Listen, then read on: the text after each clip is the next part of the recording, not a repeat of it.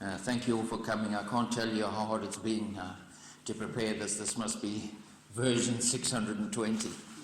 And I think that hymn not only written in Mum's Bible, but it sums her up, because none of it asks for an easy life, just asks for help to get through. But anyway, her grandson Philip summed up my dilemma today well when he wrote to us. It's almost impossible to describe someone who is as unique and complete and one-off as my grandmother. She was fearless, feisty, kind, sweet, hilarious and loving, all in one package. So I'll do my best to make a feeble attempt today to try and describe a little bit of her and her life in 10 minutes. I think the first thing that stands large is her courage and tenacity and resilience. You know, you've heard the expression that courage is not the absence of fear, but feeling the fear and doing it anyway. And if anyone epitomized that, it was my mother. And we have so many illustrations to show of her courage and tenacity through life, but I think there was one recently that will give you an example of just what she was like. At 92, suffering for years with Alzheimer's, recently in hospital with pneumonia, and she broke her hip. After surgery in hospital and recovering, she got sent to a nursing home because she could no longer stay with residential care, a place that we expected she would be there for good. Not my mother. Within days, my brother Jeff had received a call from the staff saying, "You're not going to believe it. She's actually walking unaided down the corridor, holding on to the railings in her 90. We who know her, we can believe it. Because you see, if you wanted a picture of mother's courage, that was it. If any of us knew her well, you could see her face. It would be set stern. You could see her gripping in that. At the time, she might have said, "I don't know where I am. I'm not quite sure what I'm doing, but I'm not sitting still and I'm not staying here." And this was my mother. The mother who faced bombings during the Second World War, lived in a war zone in Africa behind 12-foot security fences, drove around in mine-proof vehicles carrying guns wherever they went. She had three sons. Two of them fought in a war. One of them, for example, literally scalped himself on the driveway. One was charged with trumped-up charges for murder at 12 years old, but she kept moving. And they lived in about 15 homes in their life. And if you want to know what she was like, I received dozens of condolence messages, and they all talk about her tenacity and her courage and her resilience. You see, what I'm saying to you now is not just merely a proud and sad son. Her grandson Wayne wrote to us, "One of the toughest and most resilient ladies I've ever known." Brent said she was strong-minded, tough, protective, one of a kind. Philip said she was fearless and feisty. If there was anybody that doubted dynamite comes in small packages, they clearly never met my granny. My brother Rob reminded us that she was the disciplinarian in the family. He said she was relentless with the stick and the slipper, and she was. But he also continued, gradually we learned her bark was worse than her bite, and with a little bit of humor and maybe some distraction, you would get a good laugh from her. It didn't always work, as I know, the well-known story when I ran a one-way day, climbed a tree to get away from her and wouldn't come down. She just got a foot pedal sewing machine, put it under the tree and waited for me to come down. And if you wanted to know what she was like, that was typical. She just would not allow anything to get the better of her. But she had a soft side too, often hidden from view.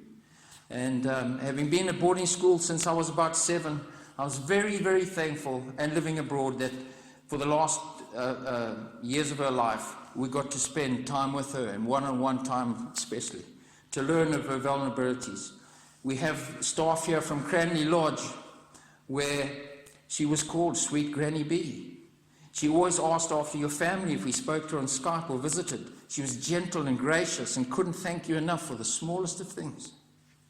Her grandson Stuart remarked how pleased she was that Mum had met her great-grandson Harry, and just how natural she was when interacting with him.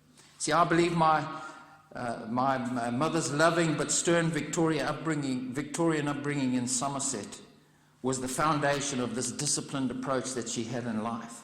and the work ethic and tenacity. I'm certain that fierce and uncompromising and keep busy mentality that we so often saw was her way of coping with the significant challenges she faced in life. But they masked this softer side, but I believe it was always there. The other thing that stands out is she was a caring, loyal, and dedicated homemaker. We worked out about 15 different homes they lived in. And my brother Rob said she built a wonderful home wherever she landed up. Whether a patch of dirt in the Vumba, whether a mud hut in Matoka, whether a lovely mountainous home in the mountains of Zimbabwe, whether a rented and quiet English village, she always made it a home. Whether she was feeding 18 or 20 people at Christmas, or you went in for a cuppa and a biscuit and a chat, everybody was welcome. And again, the messages I received from all the grandsons, they talked about they could do no wrong, that they loved to be fussed over, that when you went it was filled with tea and biscuits and her famous scratched roasties and her brandy puddings. My mother was always busy, always. Wayne wrote, I don't think I ever saw her sit still. She was always cooking, cleaning, washing, making, baking, or organizing something. And this importance of family was key to Mum. And recently, when Rob sent us a message after Mum had passed away, Jeff and Sue wrote a reply. And this is what they said. One of the things I will always thank Mum and Dad for was how important family was. They were always there for us through thick and thin, and we for them in later life. And it's a wonderful thing to see the importance of family continues, and may it never fade. I'm very thankful that example Mum set does continue. I'm very thankful to my brothers and their families for everything they did for my mother, wherever she lived. But I'm especially so to Jeff and Sue and family for the last 10 years, who literally took care of everything. Finances, social workers, carers, doctors. They collected her prescriptions. They did her washing. They took her shopping. They bought her special treats. They visited her all the time. They had untold ambulance and hospital visits. And every day and night, they had the distressing and incessant calls from her when her mind started to deteriorate. And you didn't just do it for my mum. You did it for both my parents.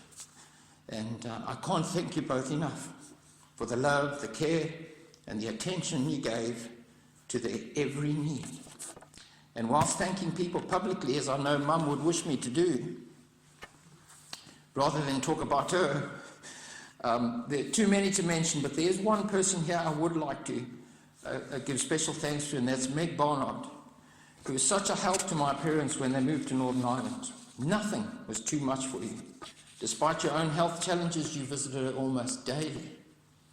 And thank you. I never thought I would see the day, but just when she needed it the most, she met someone even bossier than her. Thank you. Cranley Lodge, it's lovely to see you. We could not have been more fortunate in having you to care for my mother in the closing period of her life. Nothing was too much trouble for you. You were always helpful and cheerful. Most importantly, you treated her like she was one of your own. You even gave her the nickname Granny B. To you, she was family, and I want to tell you today, your presence proves it, and for us, you too are part of the family. So my wonderful mother was so much more. She was beautiful. Rob said she was called the blonde bombshell when she was young. She was unforgettable. She was dignified right to the end. She was fearless, single-minded, loyal, and notoriously feisty. And I'm sad to say I can't talk too much about her feistiness today. I don't have enough time, literally don't have enough time, but her grandson Wayne summed her up well. She was fierce. She was fiercely loyal. She was fiercely loving. She was fiercely protective of the lot of us. You do not cross Granny. You cannot talk of my mum without mentioning of the love of her pets. Brent said she was like a rescue shop, full of Alsatians and pugs and cats, all living the best life. And it's rubbed off on our family. She loved her gardens. Everywhere she went, she built a garden. Even here in Navarre Close, with a small space, she loved it. It gave her somewhere to go and work out her frustrations and fears. And there's so much more that could be said about a life so full. But let me just share maybe a few of the lighter moments. Some of us and would say, my father was good at creating laughter, but my mother loved to have one. And I could always remember her endearing snort when she had too much, when she laughed too much. She could always have this endearing little snort, and the more she did it, the more she laughed, you see, and the more she snorted. And of course, those of us, everyone I think would know this, who could forget my mother for her hair. And she used to spend forever with her curlers and copious amounts of Alnet hairspray. And Brent even wrote to us, her grandson said she even came running out with a shotgun to protect her garden from the monkeys, still in her curlers, to maintain the famous hairstyle. And of course, especially you and I, Jeff, we knew the look. That cocked head, that lowered chin, that open mouth, the trembling lip, and that sideways glance that suggested, go no further. What about the voice? My grandson Wayne said, I've never known such a voice come from such a small person.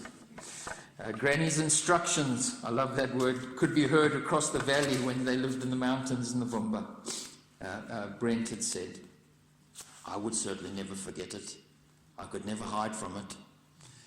Neither of us could we, Jeff? Because we all knew that if our full name was said, Andrew, you were in trouble, or Jeffrey, you were in trouble. And likewise, she had this for everyone, members of staff, pets, family, everyone had a call. And of course, especially towards the end here, we all remember her jumper. And her handbag. You would have to have shot her, I think, to prize them from her. And she loved it. But my mother, she loved to chat. She loved to sit and have a cup of tea. She loved to sit with a glass of wine with Nancy. She used to love, and I remember as a child, she must be the only person I know who would phone her neighbour to say she was coming to see her and then talk to her for 45 minutes on the phone. I'm limited on time. I haven't even seen how much time we've got. But I will say this, she was an amazing, feisty woman, full of courage, remarkably resilient. War didn't cower her. Tragedy never subdued her. Trauma never seemed to sink her. Illness may have got her in the end, but she faced them all with extraordinary courage and dignity. I believe the overriding lesson from her life is things always work out best for those who make the best of the way things work out. And my mother was the epitome of that. It didn't matter what was happening in her life. We never knew. Life just carried on. We still had a great meal. We still got cared for. We still got looked after. It was only later in life we found out all these traumas and trials and tribulations that they had suffered. Mum's only granddaughter Claire shared how lucky some of us were to actually share in some of her adventures. But even those who didn't, they are left with a wonderful example to follow and memories to treasure. We've got used to saying goodbyes as families. We were either going to boarding school, or every single one of us, as soon as we left home, moved abroad. We got used to saying goodbye, but this is the final goodbye. Not just to a remarkable woman, but to a remarkable chapter and to a remarkable generation. Grandson Phil had said, there will never be anyone quite like her. To say we will miss her is an understatement. And one I will share. So all I'll say is, we were thankful that you were our mum, our granny, our great granny, our auntie, our sister, our daughter, and our friend. And all we can say is, goodbye, Granny.